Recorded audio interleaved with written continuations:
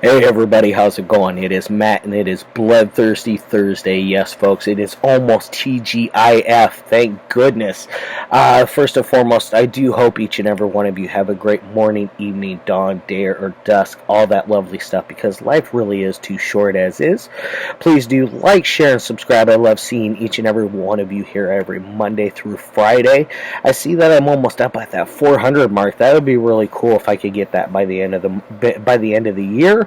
I think I only need like 11 more to go. So if you guys really could do me a favor, please do like, share, and subscribe, or at least subscribe for me.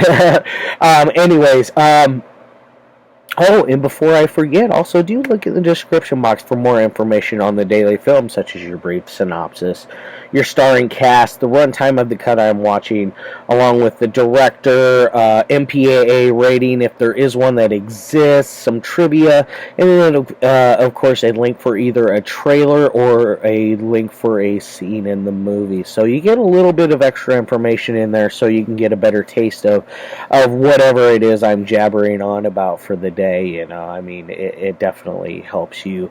I would think it would help you more as a viewer to have that extra little taste there.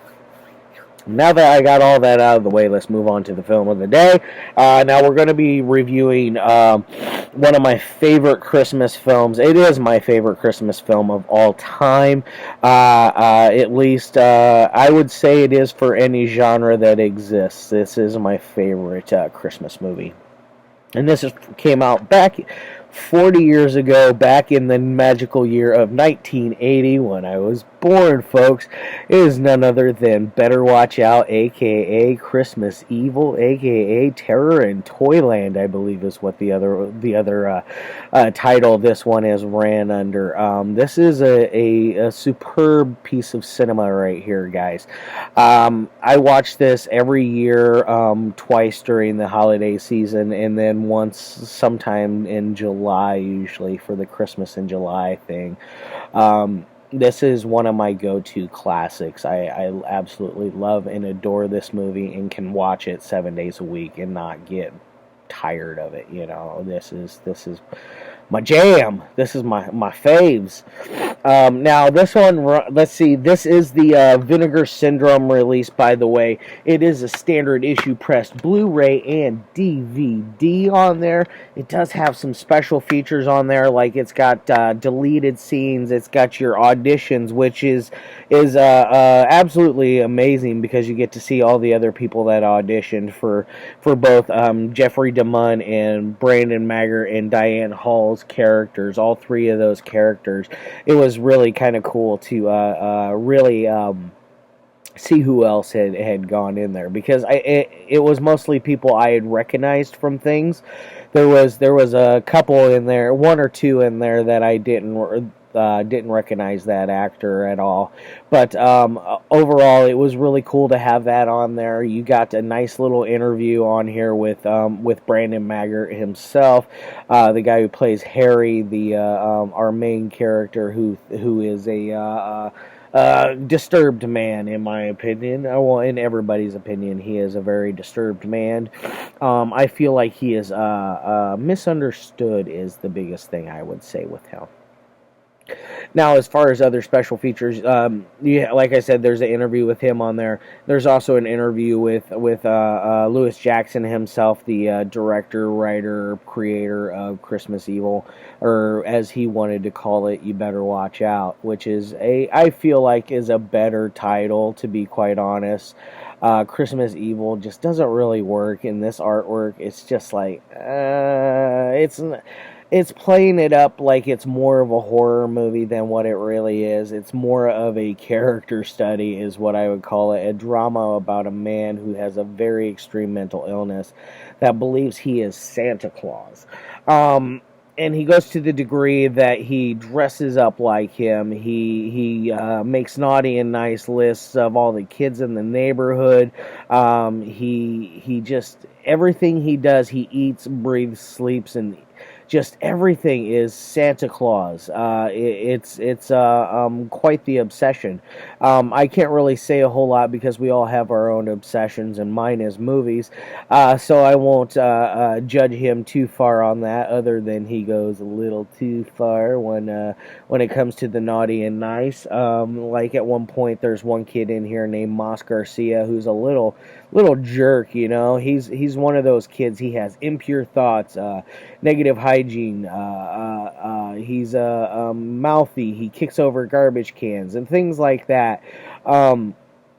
He goes and messes with that kid at one point, where it is an absolutely hilarious scene where he goes in and he covers his face up all in mud and his hands in mud, and he goes over and puts a nice little print on the siding of the house. It is absolutely hilarious.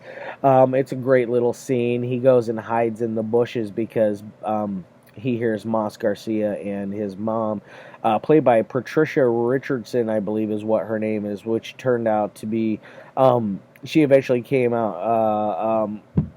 the mother on Home Improvement, the Tim Allen, the family comedy show. I forget what, Home Improvement. You know what I'm talking about, guys. But this was her first role. But it's funny because little Moss sees something over there in the bushes. Mom is too busy, like, come on, let's go. He gets over there and he does get a nice little scare out of him. Harry does this little, he just goes like that at him, and it's absolutely hilarious. And the kid just like freaks out, as anybody would. You're not expecting an arm to come lashing out of the bushes at you, much less anything. It's quite a creepy but yet funny scene. He works at a toy factory, by the way. That's how much more how many layers there are upon this. Like, the guy, like I said, eats, breathes, sleeps, and that's it of Santa Claus and of the giving time of the year. He's all about Christmas. Ah, yes, it is so good. And while he works at the toy factory, he is kind of a not an upper echelon type, but he is like a managerial type there. He often talks about how he misses working on the line with the toys and this and that. He is often walked all over by his counterparts because they know that he's a pushover and that they can get him to work their shift, even though he already worked a whole day shift, and he's coming in and he's basically working a double, one of those kind of ordeals, which later you find out that the dude that called off and stuck him with this shift, you find out the dude's at the bar hanging out getting drunk, and he's talking trash about Harry, like, oh, I got that dummy to work my job, I got the night off, you suckers. But this and that, it shows how much people like walk all over this character, and then eventually he snaps. He snaps to the degree that where he completely dresses up like Santa Claus, beard, hat, the hair, costume, and everything. He even goes to the toy factory and steals a bunch of toys. He takes them to a local hospital for the mentally the downs. I don't know, the children that are on the spectrum of autism, or whatever you want to call that are on the spectrum. They are. He's bringing them gifts on Christmas. It is, a very, very nice thing that he does. I really like that scene. It involves him and this really crotchety old man that is a security guard that he has a little like argument with out there. Hey, you're just being lazy and just rude. You should go in there, and can't you tell I'm Santa Claus and this and that. It's quite the spectacle. This whole movie is a spectacle, folks. It is an absolute blast. Now, don't go into this thinking you're going to get a bloodbath or anything, because there is not a lot of blood in here. I mean, it does exist. There is a couple little gore shots. Most importantly, a guy gets stabbed in the eye. Which is probably the goriest thing in the whole movie. That's about it, and it's very, very quick, and it doesn't really linger on the shot very long, because he then quickly pulls out a small little hatchet, and he starts killing two other people that were there around the guy he just stabbed in the eyeball, which is just outside of this giant cathedral where they just had midnight mass for Christmas. It's the biggest time of the year for those kind of things. Everybody shows up. And now, what else do we got going on here? Harry is got a whole little. There's a strange relationship between him and his brother, who is played by Jeffrey DeMunn, which you should notice him from a bunch of other stuff. But he is kind of an overbearing younger brother. He's kind of controlling. He likes to control Harry and tell him what he can and can't do, even though he is the younger brother. It's quite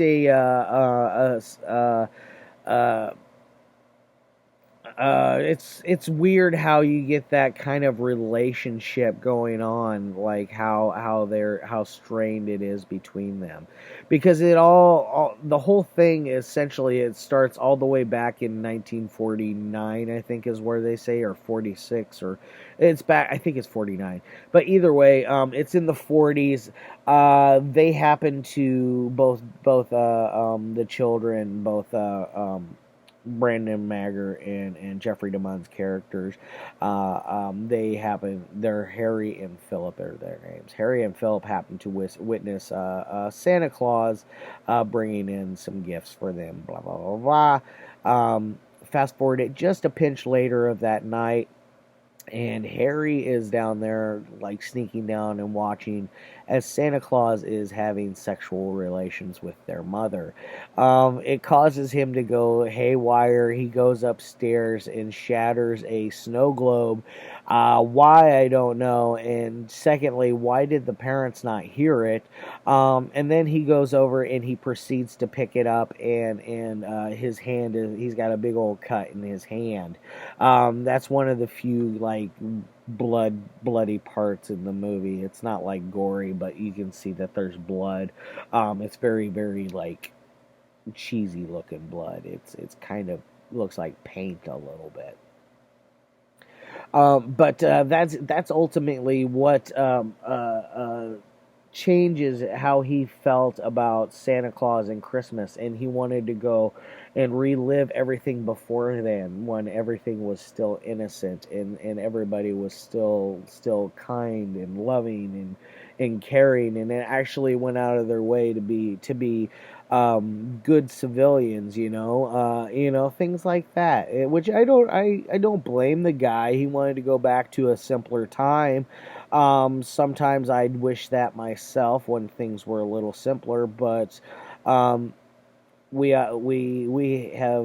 can't just live in the past if that's what that's where I'm trying to go with that. Now, as far as any kind of ratings would go on this thing, on a technical side, this thing is got hair in my mouth. Oh, my tongue there. Weird. Anyways, but on technical side, this thing works great. You have some top-notch acting in here. At one point, just a weird little trivia. In the interview with Lewis Jackson, the director, he talks about Glenn Close and Kathleen Turner both auditioned for the role, along with Mary Beth, Betty Jones. I can't. The mom from Poltergeist. She also auditioned for the role of that Diane Hall got. But they also got Michael Beck, Larry Pine, David Roche, and George Zunza all tried for the role of Harry and Philip. Those are all some interesting people that could have had the parts. They're little, like, smaller bit time actors. I think Jeffrey DeMunn and Patricia Richardson are probably the ones that grow to have the biggest fame out of everyone in this film, because I don't see Brandon Maggart's character in too many films nowadays. But Jeffrey DeMunn, you still definitely see him very much in a lot of stuff, mostly mainstream stuff too. To be quite honest, the guy's got himself quite the niche, because he plays an asshole. He's good at playing an asshole. And he plays one in here rather well. Because, like I said, he's an overbearing younger brother. But I would say probably give this a 4 out of 5 on a technical side. Because it works so well. There's nothing that I would say is bad about it on a technical side. But in entertainment side, this thing's probably a 4 out of 5 as well. This is an 8 out of 10 kind of movie, in my opinion. This is where my heart lies when it comes to Christmas films or holiday films. I can't say anything bad. Please do check out Christmas Evil, aka Better Watch Out, aka Terror in Toyland. And I'll see you guys all tomorrow. I think tomorrow I'm going to do another video nasty. It's one I didn't pick out. It's either that or I'm going to do a documentary. I'm not 100%. I might throw you a curve and do a horror comedy. No, I'm kidding. All right, guys. Love your faces, and I'll see all of you tomorrow.